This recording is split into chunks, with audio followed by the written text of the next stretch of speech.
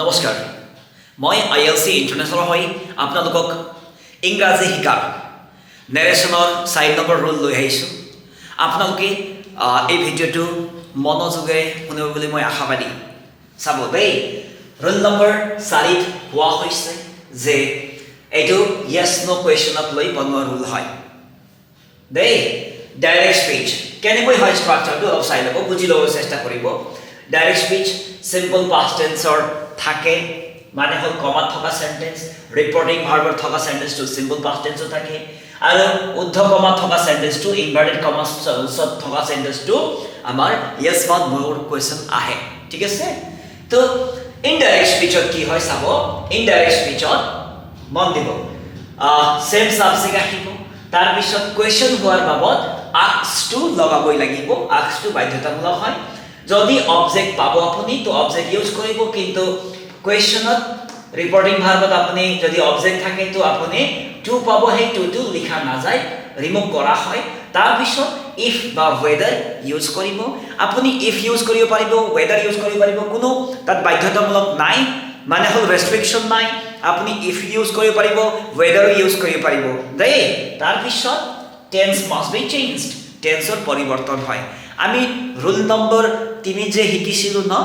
যে tense change হয় ঠিক তেনেকৈ হয় কিন্তু অলপ ডিপলি যায় ইয়াত অলপ এডভান্সলি যায় ইয়াত চাব আৰু মন দিব এই নেৰেশ্যন চেপ্টাৰটো খুব সহজ সৰল আৰু পানী হয় কিন্তু আপুনি এই টপিকক অহাৰ আগতে পাৰ্টস অফ স্পীচ ক্লিয়াৰ হ'ব লাগিব তাৰ পিছত আপোনাৰ টেন্স ক্লিয়াৰ হ'ব লাগিব ফৰ ওয়েজ ফ্ৰেমৱৰ্কছ ক্লিয়াৰ হ'ব লাগিব তেতিয়া আপুনি কৰি ভাল পাব অসুবিধা নাপাব ঠিক আছে চাব দেই আৰু এটা কথা কৈ দিওঁ মই খুব দৰকাৰী কথা হয় ইম্পৰ্টেণ্ট কথা হয় সমাজত একমাত্ৰ মাধ্যম আছে যেটো মাধ্যম নেকি বিনা প্ৰশ্নবোধক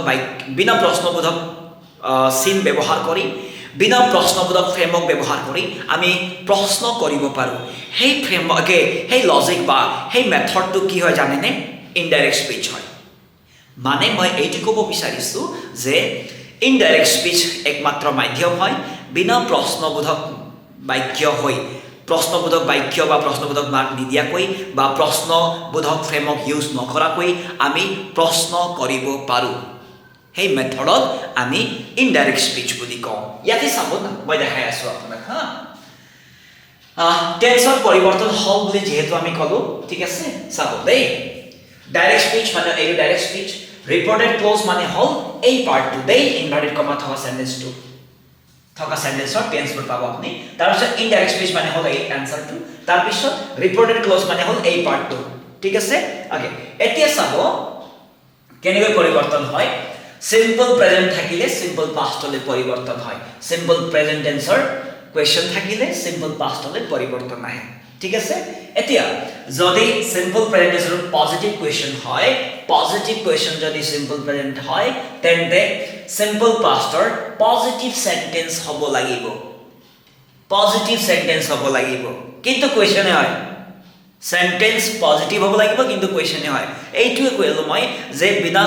প্ৰশ্নবোধক বাক্যত আমি প্ৰশ্ন কৰিব পাৰোঁ এই লজিকক আমি ইনডাইৰেক্ট স্পীচ বুলি কওঁ দেই একমাত্ৰ মাধ্যম তাৰ পিছত simple present tense and Q negative question মই ছুটিকৈ দিছোঁ ইয়াত মই ছুটিকৈ লিখি দিছোঁ পি কিউ মানে হ'ল positive question and N Q মানে হ'ল নেগেটিভ কুৱেশ্যন পি এছ মানে হ'ল পজিটিভ সেন্টেন্স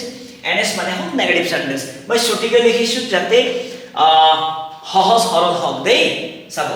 তাৰ পিছত যদি নেগেটিভ কুৱেশ্যন হয় কুৱেশ্যনত সিম্পল প্ৰেজেন্ট তেন্তে সিম্পল পাষ্টলৈ কনভাৰ্ট হ'ব আৰু নেগেটিভ সেন্টেন্সলৈ কনভাৰ্ট হ'ব বুজি পাই আছে নহয় তাৰ পিছত আমি যাব লাগিব প্ৰেজেন্ট কন্টিনিউয়াছ টেন্সৰ পি কিউ থাকিলে প্ৰেজেন্ট কন্টিনিউয়াছ পাষ্ট কন্টিনিউয়াছ লৈ যাব ইয়াত পাষ্ট কন্টিনিউয়াছ পি এছ হ'ব পজিটিভ সেন্টেন্স হ'ব যদি প্ৰেজেন্ট কন্টিনিউয়াছ টেন্সৰ এন কিউ থাকে নেগেটিভ কুৱেশ্যন থাকে তেন্তে কনভাৰ্ট হ'ব পাষ্ট কন্টিনিউয়াছ টেন্সৰ নেগেটিভ সেন্টেন্সলৈ এনএছ লৈ বুজি পাইছে ন এতিয়া present perfect tense to past পাৰফেক্টলৈ যাব প্ৰেজেন্ট পাৰফেক্ট পজিটিভ কুৱেশ্যন থাকিলে ইয়াত পাষ্ট পাৰফেক্টৰ পজিটিভ সেন্টেন্স হ'ব প্ৰেজেন্ট পাৰফেক্ট নেগেটিভ কুৱেশ্যন হ'লে পাষ্ট পাৰফেক্ট নেগেটিভ সেন্টেন্স হ'ব দেই তাৰ পিছত আমি পালো এফালে present perfect continuous past perfect continuous যদি আমি ইয়াত পাও present perfect continuous tense PQ positive question তেন্তে আমি কনভাৰ্ট কৰিব লাগিব past perfect continuous টেন্সৰ পজিটিভ সেন্টেন্সলৈ দেই তাৰ পিছত প্ৰেজেন্ট পাৰফেক্ট কন্টিনিউয়াস টেন্সৰ নেগেটিভ কোৱেশ্চন থাকিলে আমাৰ কনভাৰ্ট হয় past perfect continuous টেন্সৰ নেগেটিভ সেন্টেন্সলৈ NS লৈ ঠিক আছে তাৰ পিছত যদি সিম্পল পাস্ট টেন্স থাকে তেন্তে কনভার্ট হয় পাস্ট পারফেক্ট টেন্সলৈ ইয়াত ধুনিয়াকৈ দিয়া হৈছে সিম্পল পাস্ট পাস্ট পারফেক্ট আমি রুল নাম্বার 3 তো শিকি আহিছিলো এতিয়া সিম্পল পাস্ট PQ হলে পজিটিভ কোৱেশ্চন হলে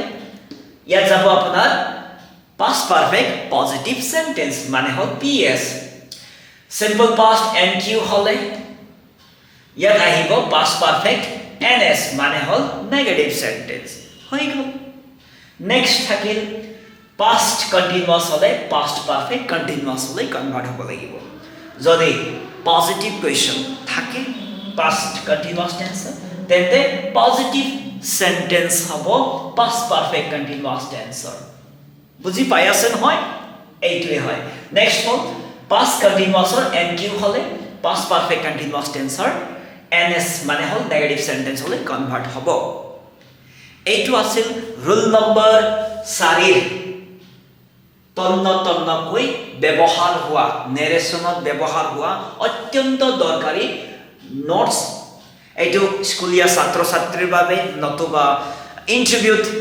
এপিয়াৰ কৰিবলগীয়া ষ্টুডেন্টৰ কাৰণে এইটো খুব সহজ আৰু সৰল পদ্ধতি হয় মই আশা কৰিছো ভিডিঅ'ত যদি আপোনালোকে কিবা বুজি নাপায় নিশ্চয় আপোনাক শিকোৱা হ'ব বা জনোৱা হ'ব খালি কমেন্ট কৰি দিব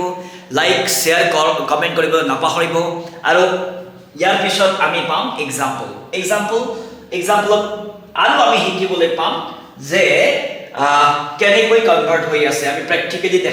দেখাবলৈ চেষ্টা কৰিম দেই থ্যাংক ইউ নমস্কাৰ আজি আপোনাৰ বাবে মই লৈ আনিছো ৰুল নম্বৰ 4 এক্সাৰসাইজ বা এক্সাম্পলছ ঠিক আছে মই আপোনাক তন্নতন্নকৈ কানেক্ট কৰি দেখাবলৈ যত্ন কৰিম চাব ডাইৰেক্ট স্পীচত কি আছিল আমাৰ সিম্পল পাস্ট টেন্স ইয়েস নো কোৱেশ্চন ইনডাইৰেক্ট স্পীচত অলপমান মই ৰিপিট কৰি আছো দেই চাব দেই এক্সাম্পলত অলপমান কানেক্ট কৰাৰ আগতে কাৰণ হল ইয়াৰ মাজত আমি পালো টেবল টু পালো নহয় নে ওকে সিম্পল পাস্ট হ'ব লাগিব PQ NQ indirect speech same subject asked question হলে আস্কড আহিব object to omitted hobo if or whether যিকোনো এটা ব্যৱহাৰ কৰিব পাৰিম আমি তাৰপিছত টেন্স মাস্ট বি চেঞ্জ কেনেকৈ টেন্সৰ পৰিৱৰ্তন হয় এই কথাটো আমি পালো হয় নে টেবল সহকাৰে এক্সাম্পল চাব এক number example she said to me do you take breakfast এইটো ইয়াত মনত হ'ব লাগিব অলপ ধ্যান দিব লাগিব এইটো সিম্পল প্ৰেজেন্ট টেন্সৰ PQ হয় তো কনভাৰ্ট হ'ব সিম্পল পাষ্টলৈ PS হয় সিম্পল পাস্টৰ PS হয় সিম্পল পাস্টৰ PS ৰ ফ্ৰেম অফ আছে সাবজেক্ট V টু অবজেক্ট দেই ওকে তো চাব সেম সাবজেক্ট আহিব she কোৱেশ্চন হোৱাৰ বাবদ আস্ক আহি তাৰ পিছত মি আহি গল টু অমিটেড হ'ব ইফ বা whether যিকোনো এটা ব্যৱহাৰ কৰিলে হ'ব তাৰ পিছত এতে কোনে কাক কলে এটো খুব দৰকাৰী হয় কোনে কাক কৈ আছে এই কথাটো আপুনি ফাইন্ড আউট কৰাটো খুব দৰকাৰী চাবচোন কোনে কাক কলে তাই মোক কৈছিল she said to me you বুলি কোন হয় ইয়াত হনুতা কোন হয় কওঁতা she হয় হনুতা মি হয় তো হনুতা হিচাপে ইউ আহিব মানে হল ইউ মিৰ লগত কানেক্টেড হয় এতে ইউ সাবজেক্টিভ pronoun হয় তো মিৰ সাবজেক্টিভ pronoun I আহিব I took breakfast answer to হ'ব she asked me if I took breakfast ইমান ধুনিয়া বুজি পাইছে নহয় ওকে নেক্সট হল 2 নম্বৰ এক্সাম্পলটো আমি পালো চাব Ram said to Priya did I break the door I মানে কোন হয় কওঁতা কোনে কাক কলে রামে প্রিয়া কলে কওঁতা রাম হয় that means e first person that means I আহি গল ই ৰামৰ লগত কানেক্টেড হয় এইটো সিম্পল পাস্ট টেন্সৰ হয় did আহি গল মানে হল সিম্পল পাস্ট টেন্স কলে কনভাৰ্ট হ'ব মন পৰিছে নে সিম্পল পাস্ট পাস্ট পারফেক্ট হলই frame of subject head V3 object হৈ গল চাব সেম সাবজেক্ট আহি রাম তাৰ পিছত কোৱেশ্চন হোৱাৰ বাবদ আস্ক আহি গল টু অমিটেড হ'ব বাকি শব্দখিনি আহি গল অবজেক্টত থকা শব্দখিনি তাৰপিছত আমি ইয়াত ইফ লগালো ইয়াত whether লগালো কোনো ৰেষ্ট্ৰিকশন নাই তাৰপিছত I মানে হল ৰাম ৰামৰ pronoun he হয় তো he had V3 object মানে answer to হব Ram asked Priya whether he had broken the door খুব ধুনীয়া ফুল স্টপ দিয়া হৈছে মই কৈছিলো বিনা কোৱেশ্চন ফ্ৰেমক বা বিনা কোৱেশ্চন মাৰ্কত আমি কোৱেশ্চন কৰিব পাৰো দেখা পাইছে না ফুল স্টপ মানে হল কোৱেশ্চন নহয় কোৱেশ্চন মাৰ্ক নাই কিন্তু কি হয় এটা নিজে কোৱেশ্চন হয় আজটা আহিছে ন মনত থাকো নেৰেশন একমাত্ৰ মাধ্যম হয় বিনা প্ৰশ্নবোধক বাক্য বা বিনা প্ৰশ্নবোধক বাক্যত আমি প্ৰশ্ন কৰিব পাৰো দেই নেক্সট হল 3 নম্বৰ एग्जांपल টু চাব Nita said to him were you writing my letter yesterday ইমান ধুনীয়া एग्जांपल কোনে কা কলে নিতাই তেওঁ কৈছিল নিতাই তেওঁ সুধিছিল বা কৈছিল were you writing my letter yesterday আপুনি যোৱাকালি মোৰ চিঠিখন লিখি আছিল নে ইমান ধুনীয়া বাক্য এতিয়া আনসার তো কি হবে সেম সাবজেক্ট কোয়েশ্চন হওয়ার বাবদ আট আহিব সব অঙ্কর দিছি না যোগ বিয়োগ পূরণ ধরন দিছি না দেই সেম সাবজেক্ট কোয়েশ্চন হওয়ার বাবদ সেট পরিবর্তন হয় আট হইব নিতা আস্কড টু ওমিটেড হবো কারণ হল অবজেক্ট আছে হিম আহিব বাকিখিনি শব্দ তার পিছত আমি ইফ লগালো তার পিছত ইউ মানে কোন হয় কওতা নিতা মানে হল ফার্স্ট পারসন হুনুতা হিম তেও সেকেন্ড পারসন তো you to কোন হয় him হয় that means he subjective pronoun him or subjective pronoun he হৈ যায় তাৰ পিছত past continuous becomes past perfect continuous tense এটো pq আছে মই nq to দিয়া নাই দেই just not লাগিব বৰ বিশেষ ই নহয় অসুবিধা নাই দেই চাব তো if he had been writing my means কাৰ হয় my means এখেতক নিতাৰ pronoun she হয় এতিয়া my শব্দটো adjectival possessive pronoun হয় she adjectival possessive pronoun she her এই her টো ইয়াত আহিব তাৰ পিছত later yesterday to convert হ'ব the previous day হৈ গ'ল তো আনসার ধুনীয়াকৈ মই কৈ দিয়াছো চাব Nita asked him if he had been writing her letter the previous day হৈ গ'ল ইমান সহজ তো মই আশা কৰিছো আপুনি এই ভিডিওৰ মাধ্যমেৰে yes no question to pani বনাইছে বুলি মই আশাবাদী যদি বুজি পোৱা নাই কমেন্ট কৰিব আৰু যদি yes no questioner হৈ নেৰেশনৰ yes no questioner হৈ যদি আপোনালোকে নিজে এক্সাৰসাইজ কৰিব বিচাৰিছে কৰক আৰু আমাক চাবলৈ দিয়ক বা কমেন্ট কৰক সেই হিচাপত আপোনাক ৰিপ্লাই কৰা হ'ব ইয়াকে কৈ মই এই ভিডিওৰ পৰা সামৰণি মাৰিছো ধন্যবাদ